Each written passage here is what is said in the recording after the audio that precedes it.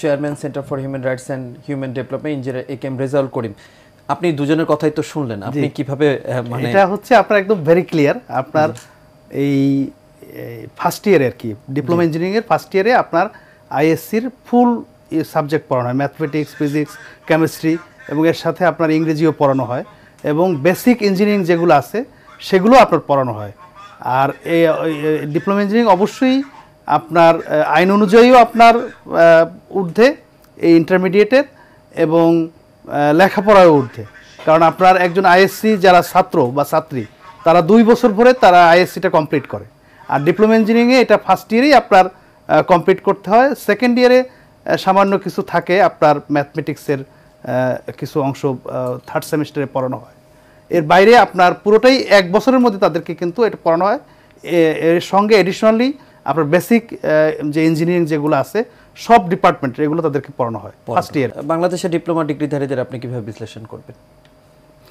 বাংলাদেশের diploma engineering course একটি খুবই গুরুত্বপূর্ণ কোর্স বলে আমি মনে করি, কারণ আপনি জানেন যে 80-র দশকে বা 90-র দশকে বাংলাদেশে মাত্র একটি বিশ্ববিদ্যালয় এবং 3টি ইঞ্জিনিয়ারিং কলেজ ছিল। সেই ইঞ্জিনিয়ারিং কলেজগুলো এখন ইঞ্জিনিয়ারিং ইউনিভার্সিটিতে রূপান্তরিত হয়েছে এবং শুধুমাত্র একটি ইঞ্জিনিয়ারিং কলেজ ছিল ঢাকা বিআইটি, যেটা পলিটেকনিকের ডিপ্লোমা ইঞ্জিনিয়ারদের জন্য, বিএসসি ইঞ্জিনিয়ারিংয়ের জন্য আপনার নির্ধারিত ছিল এবং সেখানেও খুব লিমিটেড কোটা ছিল। আপনার 160 বা 200 এরকম কোটা ছিল, সারা বাংলাদেশ থেকে মাত্র 200 জন ডিপ্লোমা ইঞ্জিনিয়ার পড়ার সুযোগ পেত।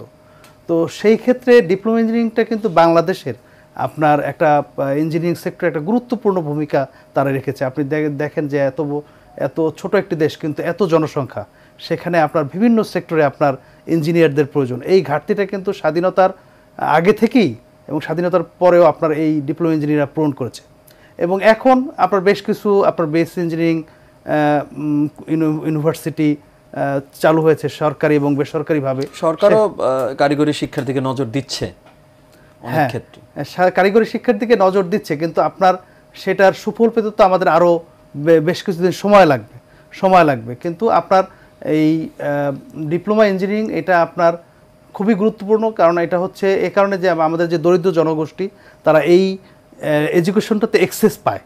আর বেসিক ইঞ্জিনিয়ারিং তো আপনার একটা এক্সপেন্সিভ এডুকেশন এবং মানে আপনার একটা নির্দিষ্ট মেধার বাইরে তারা মানে সব শিক্ষার্থীরা সুযোগও পায় না, সে কারণে আপনার ডিপ্লোমা ইঞ্জিনিয়ারিংকে বাদ দেওয়ার কোনো সুযোগ নেই। জি, একটু সংক্ষিপ্তভাবে জানতে চাই যে উন্নত বিশ্বের টেকনিশিয়ান আর ইঞ্জিনিয়ার কাদের বলা হয়? টেকনিশিয়ান আপনার যারা আপনার প্রান্তিক লেভেলে আপনার ফর এক্সাম্পল একটা আপনার যে কোনো ফ্যাক্টরিতে যারা গাড়ি বানাবেন, ফ্যাক্টরিতে আপনার যারা একেবারে প্রান্তিক লেভেলে কাজ করেন, হ্যাঁ তারা হচ্ছে আপনার টেকনিশিয়ান। আর এটাকে যারা ডিজাইন করেন, সুপারভাইজ করেন, তারা ইঞ্জিনিয়ার। আচ্ছা, আর আপনি আমার কাছে যে বিষয়টা বলেছিলেন যে শুরুতেই প্রশ্নটা রেখেছিলাম যে বিএসসি প্রকৌশলীদের যে 3 দফা দাবি সেটা অন্যায্য ও অযৌক্তিক মানে বলছেন, এটা কিভাবে দেখছেন? আমি এই পুরো আন্দোলনটাকে একটু ভিন্নভাবে দেখতে চাই, কারণ আপনি দেখবেন যে এটা কোনো এখন এই পর্যায়ে কোনো জাতীয় ইস্যু না। আপনার যেখানে আমরা 2026-এ একটা নির্বাচন এক্সপেক্ট করতেছি এবং একটা নির্বাচিত সরকারে আশা করতেছি, সেই ক্ষেত্রে দেখা যাচ্ছে যে কিছু অযৌক্তিক আন্দোলন একটার পর একটা হতে যাচ্ছে। যেমন ধরেন আপনার ডিপ্লোমা ইঞ্জিনিয়ারদেরকে ইঞ্জিনিয়ার বলা যাবে না, এটা একটা মানে এই দাবি এটা একটা জাতীয় রাজনীতিতে বা একজন বিএসসি ইঞ্জিনিয়ারকে এটা কীভাবে তাদেরকে সহায়তা করবে। তারপর আপনার এই যে একটা 10ম গ্রেডে যে আপনার তাদের যে বলে যে কোঠা সিস্টেম, 10ম গ্রেডের এটা হচ্ছে আপনার একটা কোয়ালিফিকেশন যে ডিপ্লোমা ইঞ্জিনিয়াররা এই পদে আবেদন করতে পারবেন। তো এটা কীভাবে কোঠা হলো, কীভাবে এটা কোঠাকে সঙ্গে তারা রিলেট করলো। তারপর আপনার পদোন্নতির বিষয়, পদোন্নতি আপনার ডিপ্লোমা ইঞ্জিনিয়ারকে কখনো বলেছে যে আপনার এই বিএসসি ইঞ্জিনিয়ারদেরকে এই যে সহকারী প্রকৌশলী থেকে তত্ত্বাবধায়ক প্রকৌশলী বা প্রধান প্রকৌশলী এই যে পদোন্নতি দেওয়া হচ্ছে আপনার ডিপ্লোমা ইঞ্জিনিয়ারদেরকে সেভাবে দেওয়া হচ্ছে না। তো এই বিষয়গুলো আসলে আপনার কোনো আন্দোলনের বিষয় না, এবং এটা যদি কোনো বিষয় থাকতো তারা সরকারের সঙ্গে আলোচনা করতে পারতো এবং অ্যাটলিস্ট তারা পরবর্তী নির্বাচিত সরকারের জন্য ওয়েট করতে পারতো, কারণ এটা একটা পলিসিগত সিদ্ধান্ত।